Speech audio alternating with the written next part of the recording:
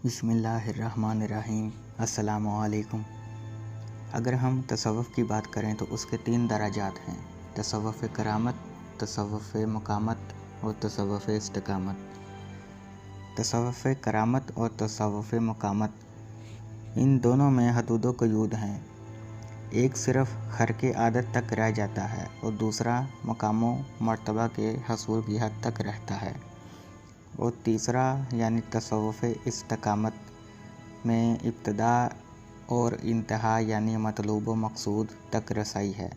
جس سے انسانی زندگی کا مقصد اپنی استدعا سے بڑھ کر ازل و ابد کے تمام راستے طے کرتا ہوا اپنی اصل حقیقت میں جا پہنچتا ہے، جیسا کہ اخلاق محمدی صلی اللہ علیہ وآلہ وسلم اور اعمال بے مثال صحابہ کرام رضی اللہ تعالیٰ عنہ صرف ضرب المثل کی حد تک نہیں بلکہ نص و حدیث واضح ہے، جیسا کہ کہا جاتا ہے کہ انسان اپنی طبعی زندگی سے بذات خود آگاہ نہیں ہوتا۔ زندگی کے اختتام کا اختیار صرف اور صرف اللہ تعالیٰ کے پاس ہے۔ اگر ہم آج سے 1400 سال پہلے آقا پاک صلی اللہ علیہ وآلہ وسلم کے دور مبارک کا قرآن و حدیث کی روشنی میں جائزہ لیں تو ہمارا تدبر اور ہمارا ادراک ہمیں نہ صرف سوچنے پر مجبور بلکہ مامور بھی کرتا ہے کہ تصوف انسانی طبعی زندگی کے جس حصے سے آسانی سے حاصل کیا جا سکتا ہے وہ حصہ انسانی جوانی کا ہے، کیونکہ جوانی کے دور میں انسان بہت کچھ کر گزرنے کی صلاحیت رکھتا ہے، شعلے توانا ہوتے ہیں، جذبے اور امنگیں زور آور ہوتی ہیں، نئی نئی چیزیں دریافت کرنا چاہتا ہے، گناہ کم ہونے کی وجہ سے دل سخت نہیں ہوتا، اور سب سے بڑی بات یہ کہ جوانی میں توبہ کرنا اور اپنے آپ کو لذات دنیا اور خواہشات نفس سے دور رکھتے ہوئے رضائے الہی کے سامنے سر تسلیم خم کرنا شیوہ پیغمبری ہے، یعنی انبیاء کی سنت ہے۔ اسی لیے کہا جاتا ہے در جوانی توبہ شیوہ پیغمبری، یعنی جوانی میں اپنے آپ کو رضائے الہی کے مطابق ڈھالنا پیغمبروں کا شیوہ ہے، ان کی سنت ہے، جبکہ بڑھاپے میں پہنچ کے تو ظالم بھیڑیا بھی شکار کرنا چھوڑ دیتا ہے۔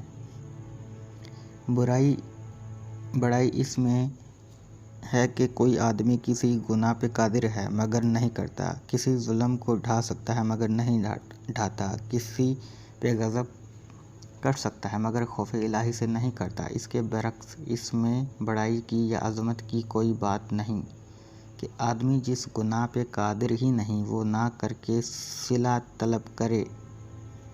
اس لیے بہت ایسے گناہ ہیں جنہیں آدمی جوانی میں کرنے کی طاقت رکھتا ہے،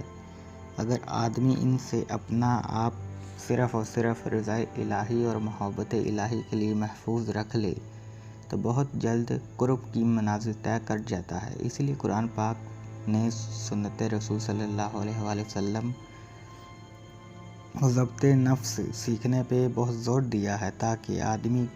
کی صفات حیوانیہ اس کو گمراہ نہ کر دیں۔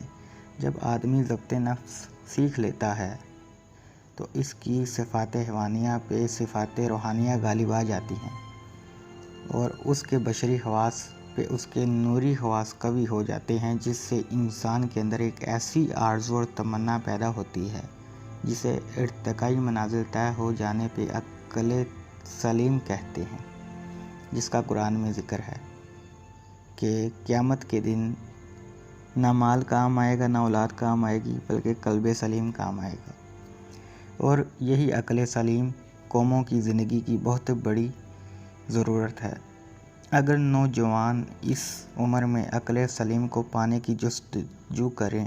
اور اپنے آپ کو صفات حیوانی سے بچا کر رکھیں اور یاد الہی میں مشغولیت اختیار کریں تو دور نہیں کہ اللہ تعالیٰ اس زوال یافتہ قوم کو عروج و ترقی عطا فرما دے۔ اگر ہم صوفیہ کی زندگیوں کا مطالعہ کریں تو یہ بات بڑی واضح نظر آتی ہے کہ اکثر صوفیہ نے جوانی میں اپنے آپ کو رضائے خداوندی میں اور خداوندی کے مطابق ڈھالا، صاحب نظر کی تلاش میں سرگرداں رہے۔ جب اپنے مرشد کی بارگاہ میں گئے تو سنت نبی صلی اللہ علیہ وآلہ وسلم کے تحت ان کی وہاں پہ تربیت کی گئی، ان کے اندر خشیت الہی کو اجاگر کیا گیا۔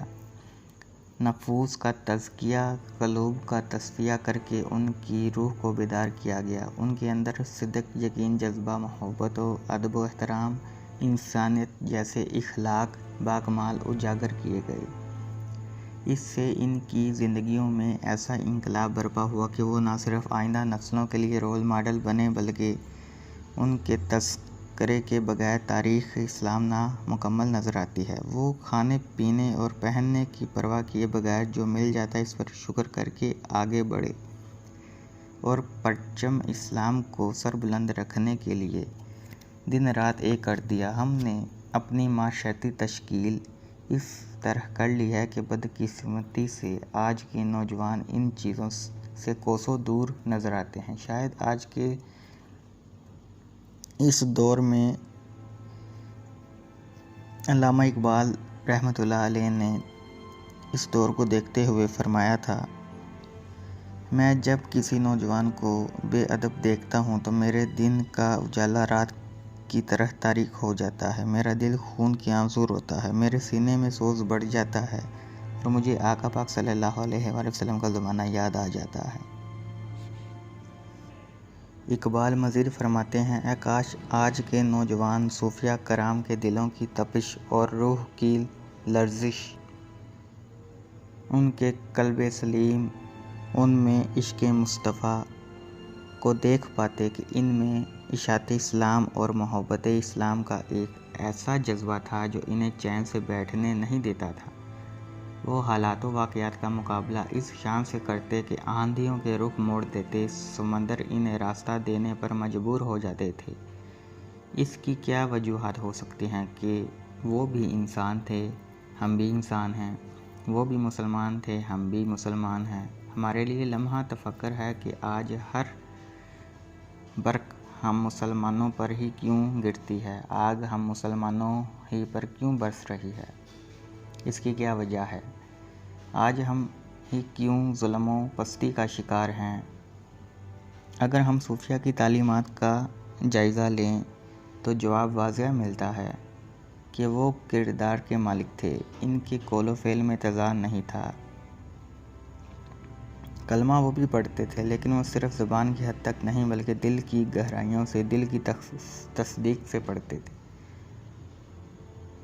زبانی کلمہ ہر کوئی پڑھدا، دل دا پڑھدا کوئی۔ تو جب آدمی دل اور زبان میں اتحاد پیدا کر لیتا ہے، یعنی زبان دل کے مشاہدات سے اپنے کہے کی تصدیق کرتی ہے اور دل زبان کو اپنے تابع رکھتا ہے، جس سے زبان میں بشری کمزوریوں کی لغزشیں زائل ہو جاتی ہیں اور روح کے خواص نورانی کی چمک دمک پیدا ہو جاتی ہے، جس سے آدمی کا وجود اللہ تعالیٰ کے دین کی سربلندی اور پرچم کی محافظت کے قابل ہو جاتا ہے۔ جس طرح علامہ محمد اقبال اپنے لوگوں کے بارے میں آپ صلی اللہ علیہ وآلہ وسلم کی امت کو مخاطب ہو کر فرماتے ہیں، کیا تو لا الہ الا اللہ محمد رسول اللہ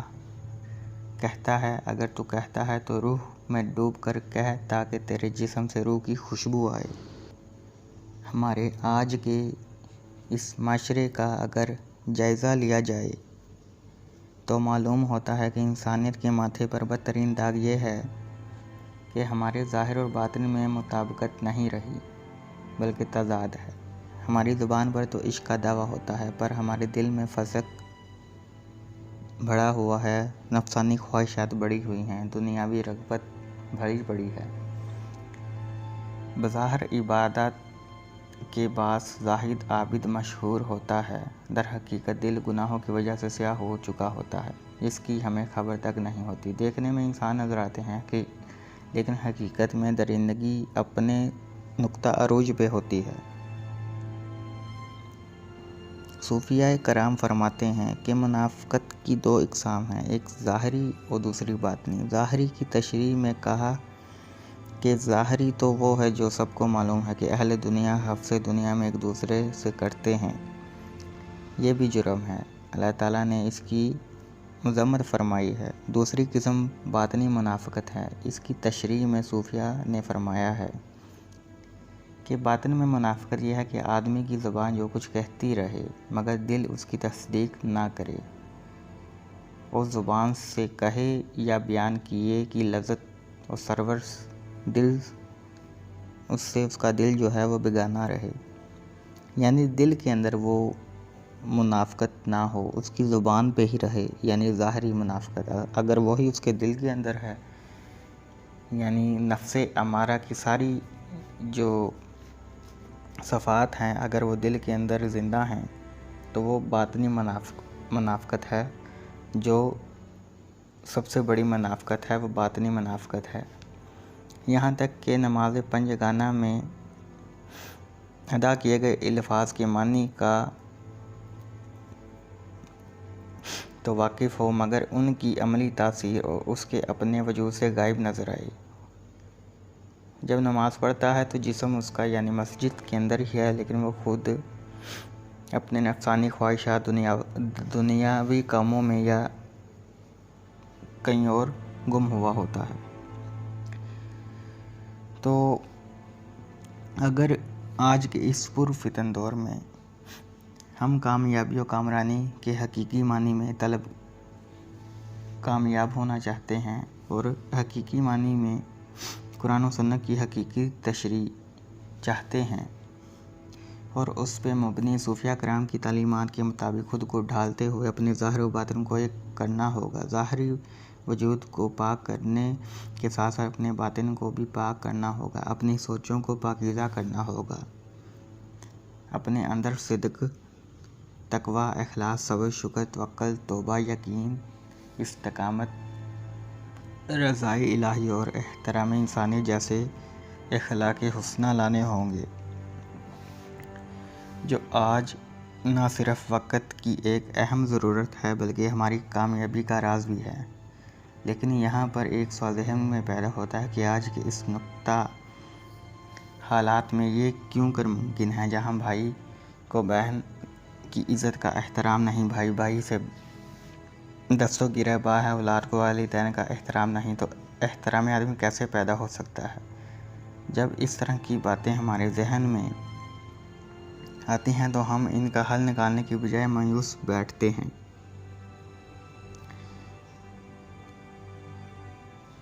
آج ضرورت ہے اپنے اندر مندرجہ بالا صاف لانے کی، جس کے لیے اپنی خودی کو مستحکم اور روح کو بیدار کر کے خلق محمدی صلی اللہ علیہ وآلہ وسلم کی عملی تفسیر بننا ہوگا، یعنی اپنے باطن کو پاک صاف کرنا ہوگا، قلب کو،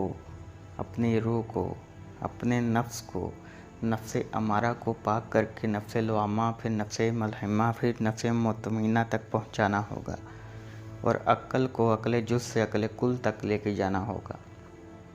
اور روح کو روح حیوانی سے روح قدسی میں ڈھالنا ہوگا۔ اور جب یہ سب چیزیں بلندی کی طرف پرواز کرتی ہیں تو انسان اپنے اصل مقام انسانیت تک پہنچ جاتا ہے، جہاں پہ اس کو خلافت کا تاج پہنایا گیا، جہاں پہ اسے احسن صورت میں ڈھالا گیا۔ جب تک انسان کا باطن پاک صاف نہیں ہوتا اور وہی باطن اس کے ظاہر پہ آشکار نہیں ہوتا، وہ انسان نہیں کہلا سکتا۔ تو یہ تھی آج کی ہماری نوجوانوں کے نام ایک چھوٹا سا پیغام۔ اللہ تعالی ہم سب کا حامی و ناصر ہو۔ تو مزید ایسی ویڈیوز کے لیے ہمارا چینل سبسکرائب کریں، اور کسی سوال کے لیے کمنٹس میں اپنے خیالات کا اظہار کریں، اور اپنے دوستوں احباب کا خیال رکھیں۔ اللہ حافظ۔